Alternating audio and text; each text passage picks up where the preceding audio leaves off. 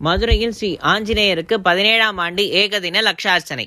பக்தர்கள் ஏராளமானோர் பங்கேற்பு. மதுரை ஜெய்ஹிந்த்புரத்தில் ஸ்ரீ ஆஞ்சநேயருக்கு ஏகதின லட்சார்ச்சனை சிறப்பாக நடைபெற்றது. இதில் ஏராளமான பக்தர்கள் பங்கேற்று ஸ்ரீ ஆஞ்சநேயரை தரிசனம் செய்தனர்.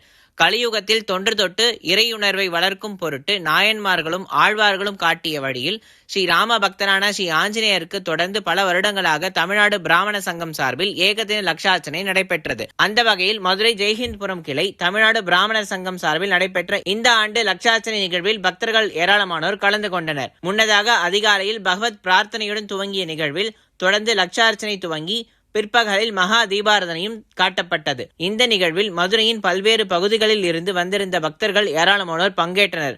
பங்கேற்ற அனைத்து பக்தர்களுக்கும் பிரசாதங்கள் வழங்கப்பட்டது.